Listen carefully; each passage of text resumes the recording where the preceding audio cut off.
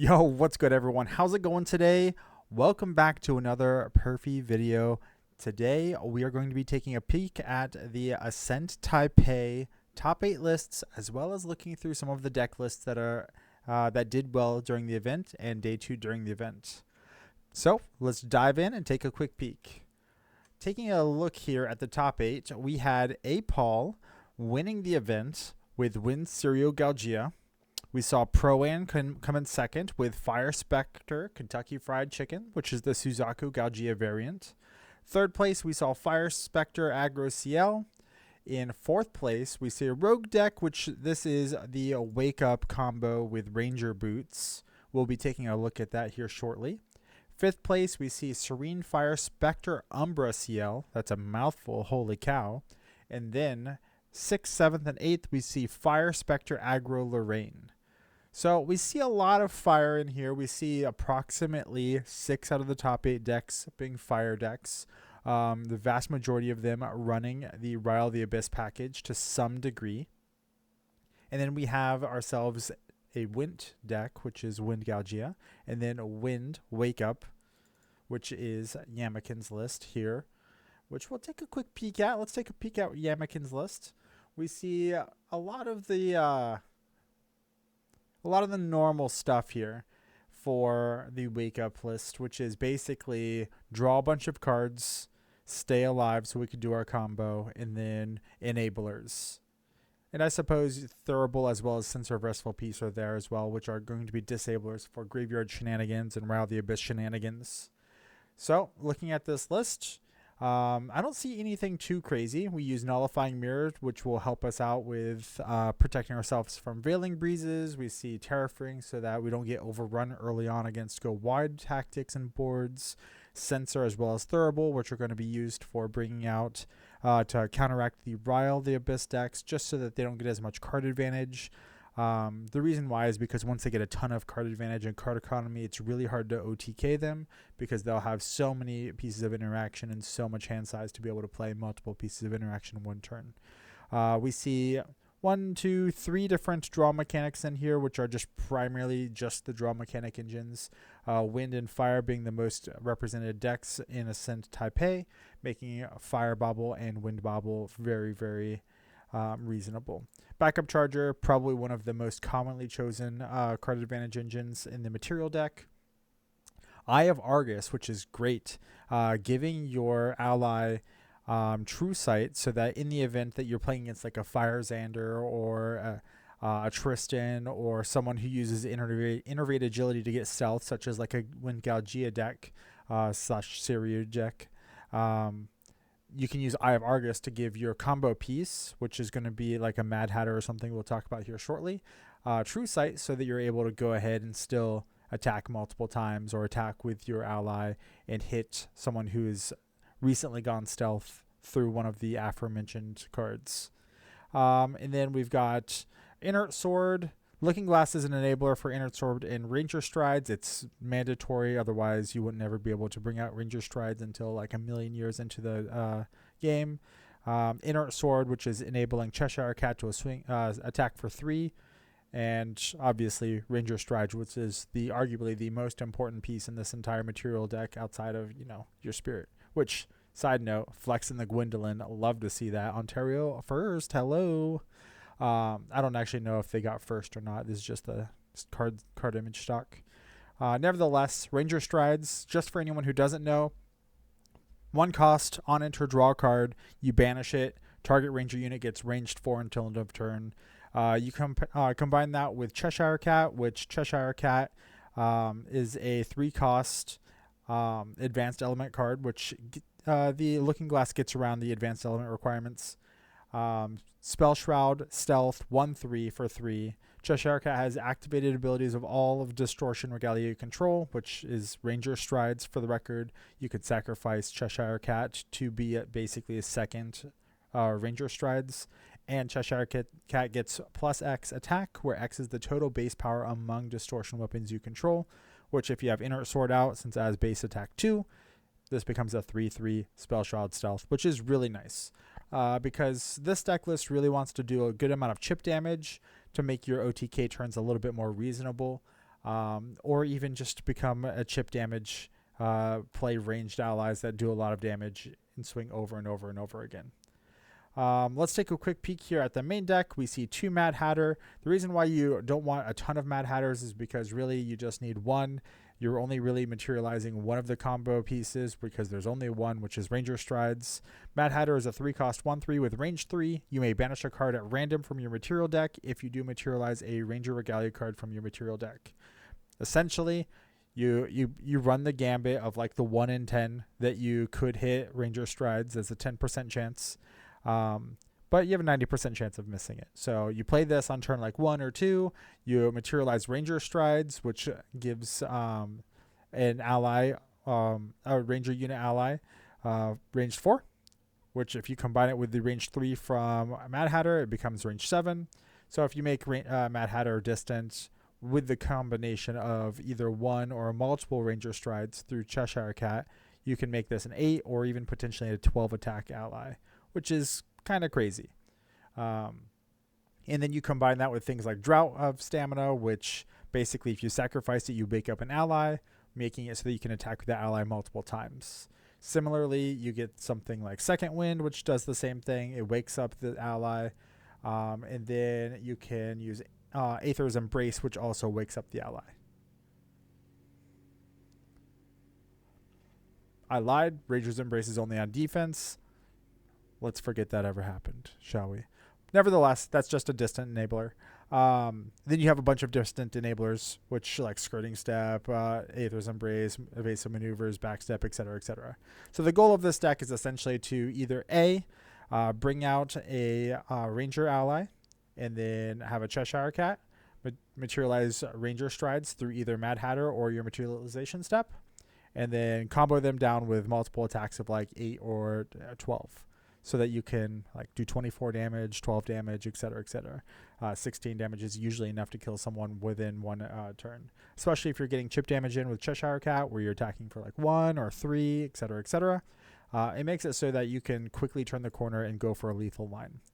So you get Mad Hatter or something like Lube or Concealed Marksman or Purse, and then you give them distant.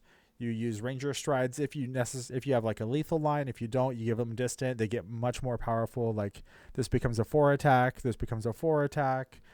This becomes a 5 attack. Purse is a little bit less. It's only a 3 attack, but nevertheless, you have all of these distant enablers. You enable distant on one of these Ranger allies, and then they just kind of swing for a lot. And then if you have the ability to go for a combo turn, you go for it. Then you've got protection. So you've got protection like Incapacitate, so that it kind of protects your allies when you're going for those lethal lines. Coronation Ceremony, which gives them Spell Shroud, which also protects them from those lethal lines. So in the event that someone goes to like Sparkle Light or deal damage to kill your combo piece, you can give them Spell Shroud. Easy peasy lemon squeezy. So overall, I think this is a really fun deck. It's a really good deck, and it has a lot of consistency. You don't even necessarily even need to go for the combo kill because these allies have really strong stats when they're given distance. You just continuously beat for 5, beat for 4, over and over and over again. And, I mean, you usually have a pretty fast clock and good protection. So overall, I think the deck's really great. I love to see this type of combo deck, or even like, I'm going to say aggro deck, go through and make it all the way to top 8. Well done. Gorgeous deck construction. I think that there's been a lot of variants of this deck, and this one looks pretty clean. A lot of times I see people sitting with multiple Mad Hatters like stranded in their hand because they just can't do anything with them because either they have one on the board already, or they don't really have any Ranger Regalia left to materialize. So it makes that card really awkward in multiples. And this one just has the backup plan of just good beats. The sideboard has Staggering Strikes. This is for Tristan. Just kind of enables a longer game because they don't have the prep counters. Tristan, in the event that you play a deck that has a lot of controlling elements so that you can pay for Incapacitate much cheaper. You don't necessarily need to go to level 1 except to maybe make your Incapacitate cheaper. Smoke Bombs to get around any type of interceptors or taunts. Zephyrs similarly, as well as a couple other problematic cards.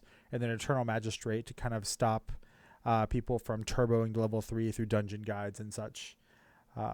Pretty strong sideboard. It's pretty targeted towards some of their bad matchups. So overall, great deck, fun times. Looking at how Rile the Abyss ban affects this, I imagine we'll see more water decks entering the meta, which means that it could make it a little bit awkward to play this deck into a world where we could be seeing main deck or multiple copy side deck of Song of Frost, which is a powerful hose against this card. Against this combo rather. Nevertheless, looks fun, but is it going to be competitive going into next season? It'll probably still do exceedingly well until it adjusts and we see lots of Song of Frost or lots of ways to interact with it. So we'll see. And we'll take a look here at a couple other decks. One deck that I really wanted to look at was Dragon JG's Fractal list. This is an Arasana Fractal list. Dragon JG came in 10th place, which was right outside the bubble for making top 8 at Ascent Taipei. 11-3 record, great. Took all 3 losses in day 1 and then ran back really hard in day 2 and went completely undefeated. So well done to Dragon JG. Dragon JG also had a few other Fire Arasana lists not too long ago that was doing exceedingly well. With Slash and Burn and things along those lines, which was really fun to play. So I love seeing Dragon JG's innovative lists come into events and do well. Looking at this here, it's just a bunch of utility and draw cards. Looking at Backup Charger and Portentous Tengu as the primary draw engines. Polaris, side note, Polaris cost 1, so this is an out-of-date image. Nevertheless, this is primarily for any of those type of ally decks or combo decks, similar to the one we just looked at with Ranger Wake Up. And then utility out the Yazoo, Terraframe, Crystalline Mirror, Song of Frost, Nullifying Mirror, Nullifying Lantern, and then Quicksilver Grail to protect any of these cards. Interestingly enough, we do not see an ingredient pouch here in the main deck. When going into Arasana 2, I would imagine that we would have an ingredient pouch so that we can play the long game and essentially just gather a ton of herbs and then inevitably draw extra cards off of them. So this could either be just to get a couple high roll herbs or just to increase your life pool by 3. Not 100% sure how frequently game 1 you're going into Arasana 2 without ingredient pouch. Nevertheless, the main deck is pretty standard for the most part. A lot of it's similar to what you see in most Fractal lists. The only real change here that of note is the 4 Fractal of Mana, which allows you to, it comes in Awake and is reservable, as well as when you're level 1 or level 2, you get the class bonus of Tap and Empower.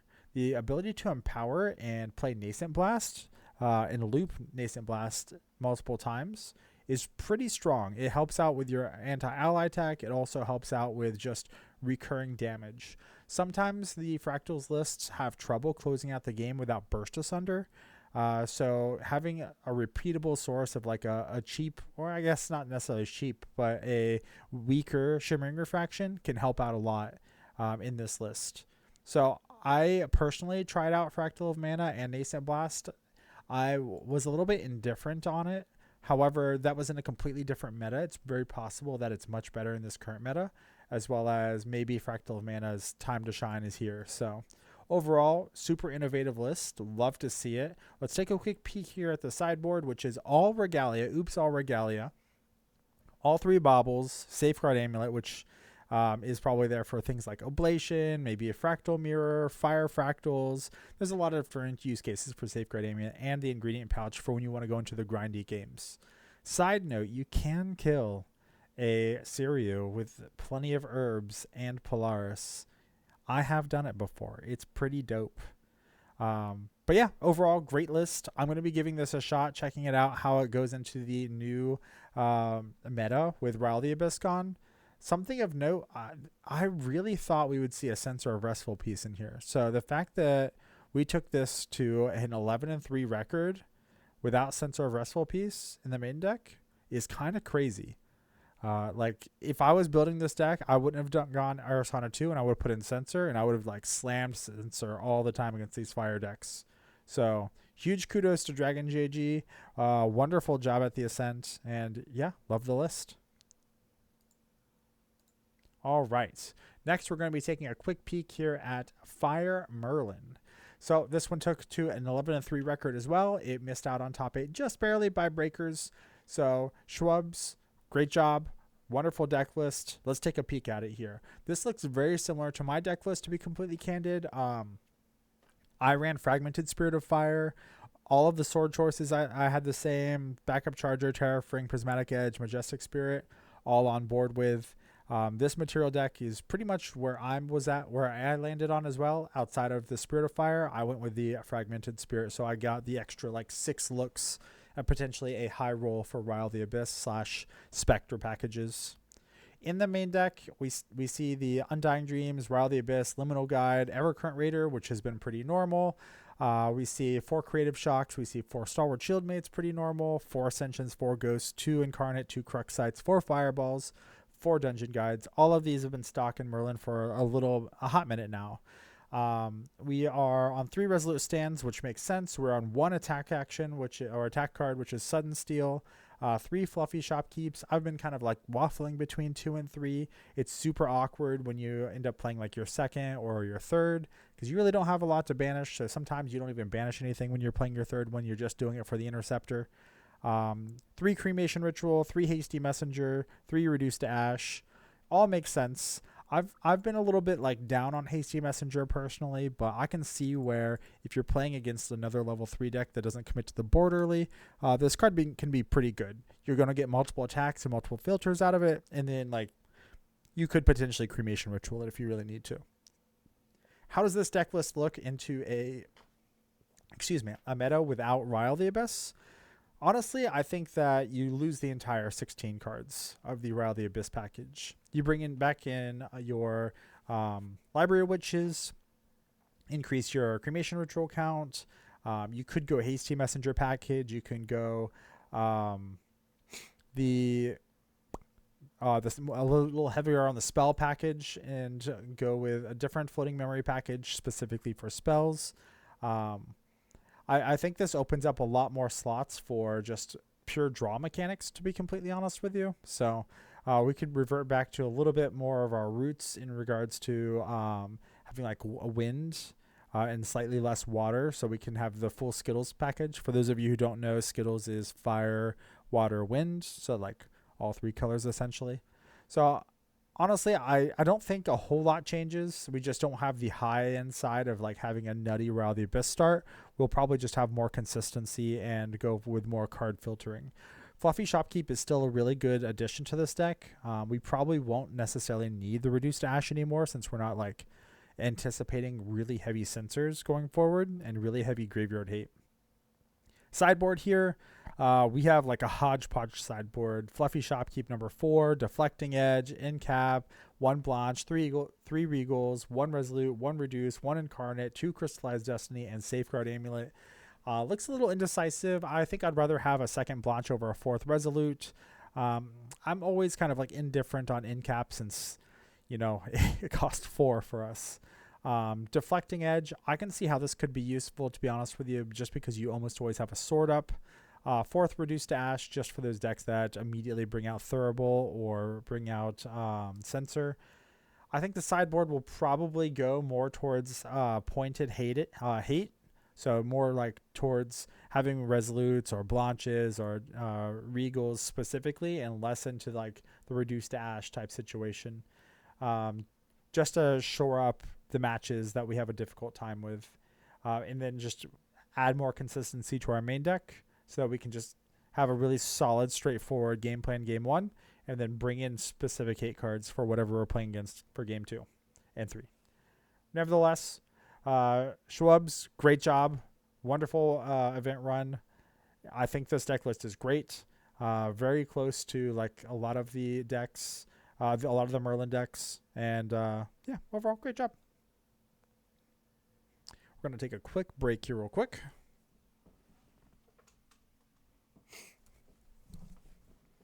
Turn on my fan. I apologize. It's getting a little warm in here. All right, let's take a look here at the winner of Ascent Taipei, Apaull. ended up playing Wind Galia Seriyuu.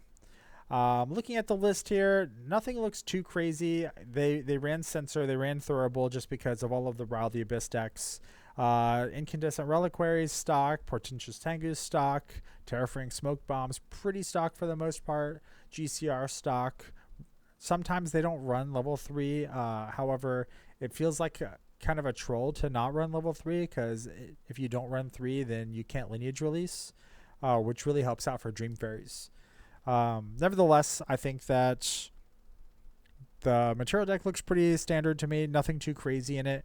Let's take a quick peek here at what we're rocking here in the main deck. We run 2 Incapacitates, which is pretty nuts. I suppose you can have a pretty big influence in this deck, especially after you Incandescent Reliquary. 3 Resolute Stand, just because we were anticipating pretty heavy aggro. 3 Beseech the Winds. This is so that you can get your Thurible or your Censor immediately. I imagine we probably have 4 Fate Stones. Yep, 4 Beseech Fate Stones. Same thing. You can go into level 1, or you can just immediately grab a Censor or a Thurible, so that if you're going second, you can immediately stop Rile of the Abyss decks. More card advantage between Forest Cake and Baby Green. Also, Baby Green's just like super flexible and great with a lot of different things. Like it can turn off Suzaku's Fate Stone, Ruby Fate Stone for a turn, just so that they don't get the quest counters. It has a lot of interaction. This is an interesting card. Longtail Grovesword. Fast activation, 2/2. So it's kind of like having a fast activation Train Talk. I've seen a lot of lists run Train Talk, so it looks like they're just running basically like kind of 5 Train Talks in a way. 2 Innervate Agility, 3 Brisk, 1 Trotter. These are kind of normal. 2 Winds of Destiny. This has been like a tech card for a hot minute now. Card's nuts, actually. 3 Stifling Trap, 2 Tempest Downfalls. That's very interesting. Probably to help counteract like allies, or maybe a Blanche to try and stop an Arcane Blast. Or even like a Taunter or something along those lines, in the event that there's like a fluffy Shopkeep or a Stalwart Shieldmate standing in the way. I don't hate that. I like it a lot. And then the combo pieces, Byaku's Command, Seryuu's Command, 4 and 4. Sometimes they trim down to 3, but this one's running 4 and 4. Perfectly fair. Overall, I don't see anything too crazy outside the ordinary. They're running 10 level up cards essentially between Beseech, and Dungeon Guide. So overall, good standardized deck. Looking here at the sideboard, Spellword Scepter. This is just prevent anything from countering your combo pieces like Byaku's or Seryuu's Command. Crystallized Destiny, probably coming in for the Mirror, or like Advent for Advent CLs. Regal Inquisitions for like any of the grindy level 3 mirrors. Excuse me. Dream Fairies and Gazelles used for a lot of different things. Like Sunblessed Gazelle is really good into aggro matchups. If you watch the finals, Sunblessed Gazelle is pretty strong. Like especially if you get the ability to recover 3, card's nuts. Dream Fairy good for like the mirror match, allies matches, etc., etc. Resolute Stand good for go wide decks, suited allies. Same. Overall, wonderful run. Congratulations, Apaull, for taking down Ascent Taipei. You did amazing. Moving on, let's take a look at Proann. Proann ended with 11-2-1, came in second, did end up playing in the finals. Wonderful job, runner-up. Let's take a quick peek here. This goes to level 2 Galia, which it does. I do see some Suzaku lists go to level 2. I think it's pretty normal. Censor, GCR, Nullifying Mirror. Any aggro deck, you're going to want Nullifying Mirror somewhere because Veiling Breeze is kind of nuts. Portentous Tengu is normal. Safeguard Amulets, pretty standard. Smoke Bombs, when you're an aggro deck, you want to make sure you remove any type of Interceptor or Taunter if possible when you want to go for your kill turn. Terrafring, coupled with Safeguard Amulet, just kind of gives you that extra turn sometimes, and then Impact Hammer. So overall, this looks like a pretty normalized material deck. Moving over into the main deck, let's see if there's anything crazy. We see Undying Dreams Liminal Guide. There's got to be a Rile of the Abyss in here somewhere, right? Oh, yep, there's the Rile of the Abyss. Okay, so obviously they don't run Evercurrent Raider, but they run the 12 Rile of the Abyss package for the high roll potential. Sometimes they even Rile of the Abyss just a cycle without any discards for the high roll potential to draw it to discard, or just to put cards down so they can level up. Blazing Throw works out really well with like Heated Vengeance and Impact Hammer. Creative Shock just for the filter. Also, having extra fire cards in your graveyard is really good, so that when you your Suzaku dies, you can bring it back to life through like Pepper Chef or maybe through combat damage or something. One Fluffy Shopkeep's very interesting. Just in the event that the neutral card going into a level up turns comes in handy. And then a bunch of burn spells, which is going to be like Fire Interference, Ember Crypt Burn, which is great at countering, like helping you combat some of the Ryle decks, dealing damage and removing some of their card advantage is nice. Demolition, just more direct damage, a little bit of reach. Restorative Flame, which is nice, generally gives you that little bit of extra turn economy in an aggro matchup, or if a level 3 deck has kind of stalled the game out a little bit and they push for a lethal line, you can Restorative Flame just to give yourself an extra turn, which is really nice. Pepper Chef, which I think this card is absolutely nuts. Pepper Chef, enabling 12 damage turns with Suzaku. You attack for 4 with Suzaku. You Pepper Chef, which will sacrifice the Suzaku and bring it back by banishing fire cards. That gives Pepper Chef +2 attack. You attack for 4 with this, and then you attack with Suzaku again. 12 damage for 1 card. Kind of nuts. Vermilion Decree generally enables faster Suzakus just because you could deal damage to an ally and a champion. Vengeful Paramour, this just is another outlet for Ral the Abyss so that you can get some more reach. Like bringing this back with Ephemerate, dealing 4 damage feels really good. 3 of Hearts, this is just a nice value card. You play it on turn 1 and then you could discard something you don't necessarily need just to fill your graveyard, and it replaces itself basically. Suzaku's Command, this card's great. Makes your Shinju unblockable and gives it +4, and unpreventable, which is also crazy because you can play it like in response to a Crystallized Destiny, which is just so good. Sparklight, similarly, 2 unpreventable damage. It's used to pop spell shields or shields. It's pretty good. Searing Truth, this is just another accelerant to give you quest counters. Really nice. Overall, pretty stock for the most part. I don't see anything like out of the ordinary in here. Maybe some of the ratios are different. Perhaps Fluffy Shopkeep and 3 of Hearts could be like, the numbers could be a little bit different. However, great list. Let's look at the sideboard. Staggering Strike's going to be good against Tristan's. Resolute Stance just to keep yourself alive a little bit longer against go wide decks. Sword of Seeking just to push a little bit of extra damage. Sometimes you need that extra mat for 1 or 2 extra damage. Maybe you don't want to die to a Slice and Dice, so you bring a Sword of Seeking plus Staggering Strike so that you can hit Tristan and like slow down their game plan and make it so that you're not being threatened by a quick Slice and Dice lethal. Viridian Protective Trinket just to kind of stop any type of Song of Frost shenanigans. Shadow of the Brittle, this is a good one just because it helps out with like Lantern. So if you suspect them to have Nullifying Lantern, and this makes it so that you can destroy the Lantern and you're able to reanimate your Suzaku. And then a 4th copy of Suzaku's Command. Overall, quite nice. Love to see it. Well done, Proann. Congratulations on 2nd place. Hard-fought journey. All right. I want to look at 2 more lists here. This is Megalobana, which they had a 5-4 record after day 1. So they didn't quite make it into day 2, but they had a really interesting deck. They're playing level 3 Diana Moonpiercer in a water deck, which, you anticipate a water deck, to be completely honest with you. They're running 3 Aetherwing. Is that right? 3? 1, 2, 3? Yeah, they're running Seeker's Aetherwing. They're running Aqua Mirage Whisper, which, by the way, this card is nuts. Spell Shroud, on hit, Glimpse 1+X, where X is the amount of damage dealt by this hit. So if you hit for like 6, you're glimpsing 7. You're like setting up your next 7 cards, basically. Then put the top card of your deck into your graveyard so that you can mill a float, which basically gives you a little bit more card advantage. So you're dealing damage. This says Spell Shroud, so it can be interacted with very easily, and then you're getting card advantage. What more could you want? And then, Pleiades. Pleiades, which is the Astra element Aetherwing, on enter Glimpse 3, on attack, Astra element Aether Charge cards in the attacker's intent gain on hit, summon an Astral Shard token. These Astral Shards, they're Phantasias that also allow you to Glimpse, which is really nice because it just like refuels the Aetherwing inside your deck. I'm so sorry, I missed this one. So it runs 4. Radiant Vega. It was staring me right in the face. This one is pretty good for like countering any type of Song of Frost shenanigans. Oftentimes you'll want to basically load up 2 different Aether Wings so that you can specifically Radiant Vega. So let's say you have an Aqua Mirage Whisper with like 4 attacks built into it, and then a Radiant Vega with like 3 attacks built into it.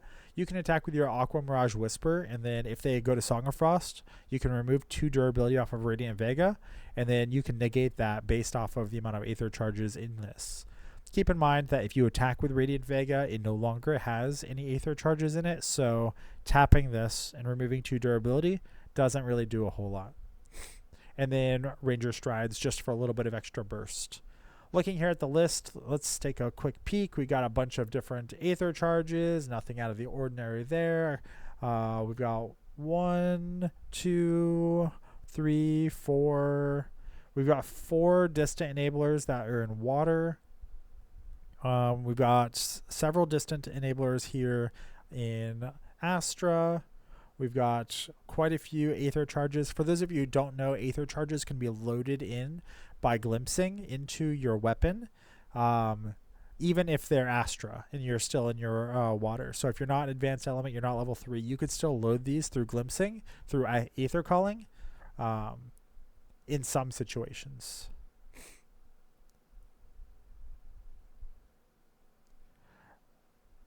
Chat, correct me if I'm wrong, please. I know it says element bonus, so it's possible that you might not be able to do that, but I could have sworn you could. Correct me if I'm wrong. Otherwise, one piece of advice, if it's not the case, there's a lot of Astra element cards in here. So if you can't load these without being able to load them through Aether Calling, could be a little bit awkward to have a bunch of these cards on the top of your deck or potentially in your opening hand. Nevertheless, your level 2 helps out a lot with that, which is loading Aether charges from your hand or memory into your Aether Wing, which you could go ahead and just load in there through level 2 and just get rid of them if necessary. Either way, pretty good. And then Commentary Advantage. I think this card's really nuts. If you're distant, you could choose 2, or you could choose 1 otherwise. Glimpse 4, draw a card, and then if a unit is attacking, each Aether charge in that attacker's intent gains on hit. Load this into an Aether Wing, so basically you get to reload all of the Aether charges you have again, which is really nice. And then I think the all-star of this deck, which is Weaving Mana Stream, I'm sure everyone knows at this point, but this card is nuts. Champion becomes distant, so it's an enabler for distance, so that your level 1 is really good. Class bonus, Floating Memory, and then Diana and Water bonus. Whenever this card is banished from your graveyard to pay for memory cost, you load it into your weapon. So you banish this to go into level 2 or get like Ranger Strides or something, and then this gets loaded, you shoot it, and then bam, it's back in your graveyard. You can banish it again, bada bing, bada boom. Overall, this deck's pretty fun. It runs 7 enablers for your Floating Memory, which is Frostborn Paladin as well as Crystalline Archer. Very strong value cards, which basically allow you to draw cards off of your Floating Memory and do a good amount of damage. I've seen this deck crop up quite a few times. I always like to point it out just whenever I see really good results. 5 and 4 in Ascent's definitely something to be proud of, because this was a 570 person Ascent and had some of the best players in the world. So I definitely think that this is a good run. Nevertheless, let's look at the sideboard. We've got 3 Lurid Dreaming. I imagine this is to counteract Snow White, because leveling up is really important. So if your opponent is Snow Whiting you, then time's going to be tough. As well as you can attack multiple times. You attack, you Lurid Dreaming, you attack again. Oh, wait, no, you can only do it in your opponent's end phase. I lied to you. That's a complete lie. I'll move that. Ha ha ha. It's just for Snow White then. Morgan Soul Guide. The thing I like about this card is it makes your Luxem matchup a lot better, just because your opponents can't recover. So those Luxem sites kind of all fall to the wayside.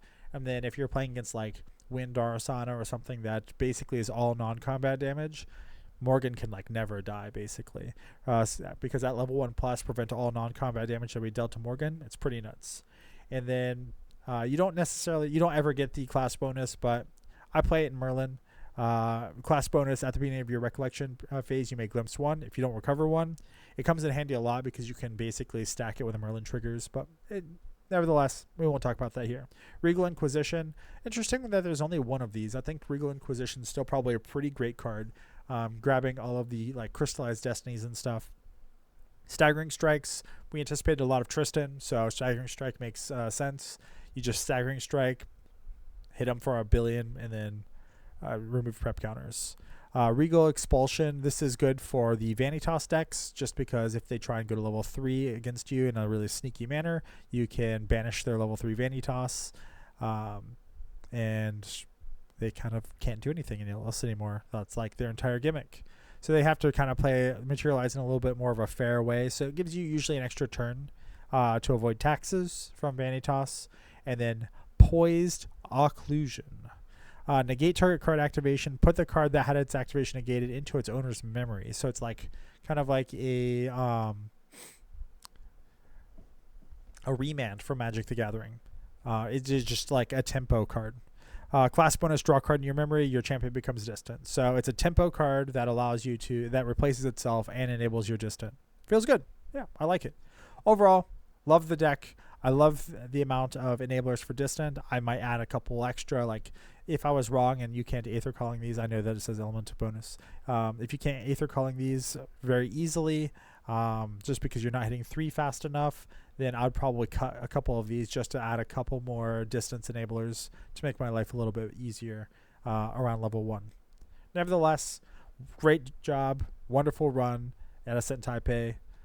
Let's take a look at our last deck list that we're going to be looking at, which is Inky's deck list. And so this is Crux Lorraine in Soul. The material deck's a little bit, I'm going to say, like, not super flexible, but kind of flexible. You're going to see your entire Crux Lorraine package, or your Lorraine package, which is 1, 2, and 3. You're almost always going to be fire at this point. You maybe after the Rile of the Abyss ban, we might see more water. Backup Charger, which like some lists run Grand Crusader's Ring instead of Looking Glass. But Backup Charger, Looking Glass, and then a bunch of swords. Generally what happens is those who don't run Looking Glass, they run more 3-attack swords, which personally I like the non-Looking Glass version. I like the 3-attack swords, but that's just me. But, you know, no big deal. Everyone has their kind of own taste on it. However, Inky did exceptionally well, 10 and 4, so what do I know? This deck really benefits a lot from the printing of Votive Blade. Votive Blade is kind of a huge enabler to allow you to push a ton of damage on your on-soul turns. Previously, your on-soul turns were doing like 14 damage, 16 damage, but now they're doing like 20 plus damage, which is really nice. Looking at the deck here, we're going to see a lot of recurring themes. It's kind of like a Merlin deck for the most part. 2 Correct Sight, 4 Ghost of Pendragons, 4 Spirit Blade and Soul, which, like, if you look at Merlin decks, they would generally be like Incarnate Majesties or Ascensions, which you can run Ascensions in this. Because we're running Looking Glass, we're running Reckoning's Wake, which allows you to essentially look at the top 3 plus X cards of your deck. You can move them around in any order, and it's a floating memory, which is really nice. So if you're like level 1, you have Looking Glass and maybe Inert Sword or Sword of Shadows, you're already getting 2 Distortion cards, so you're looking at the top 5 cards, which is really nice. We've got a bunch of filter mechanics. We're running Rile of the Abyss. We're running Undying Dreams. We're running Liminal Guides, Creative Shocks, Cremation Rituals. So basically we could just like have a bunch of little duders like Fluffy Shopkeep, Stalwart Shieldmates, Liminal Guides, even Dungeon Guides, just cremate them. Just a bunch of draw cards. Resolute Stand's really good to stay alive to get to level 3. It's also great against On Soul, so it's pretty nice. Reduced Ash to make sure that you can utilize your graveyard. 4 of these bad boys so that you can get rid of any of those nasty censors. You generally have a pretty good influence overall because On Soul costs 6, so when you don't have On Soul, having Incap is really nice. So having 2 copies of Incap in here just so that you don't like die to get you to your On Soul turn. Even though it costs 4, you generally have the influence to be able to do it just through like all of your cremation rituals and all of your looting. This deck also runs 4 Flame Sweeps as well as 3 Rending Flames. These are attacks that basically make it so that you can just simply attack without a sword. Sometimes you get to the point to where either A, your opponent has a really wide board, you need to sweep it all. Flame Sweep's great. Or B, alternatively, you get them to like 3 health remaining after your on soul turn, and you don't have a sword left, so you need to hope for one of these to close out the game.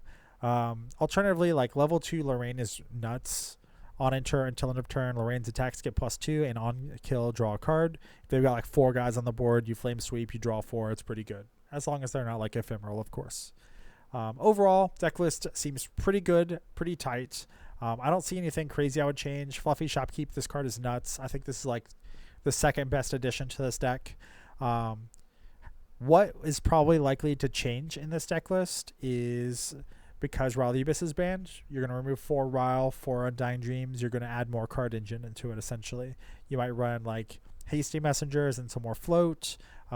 You might not even run Reduced Ash. Basically just more ways to draw cards. I think this deck is perfectly fine even without the Rile the Abyss package. It might just be a turn or so slower, for the pure fact that like Fluffy Shopkeep keeps you alive.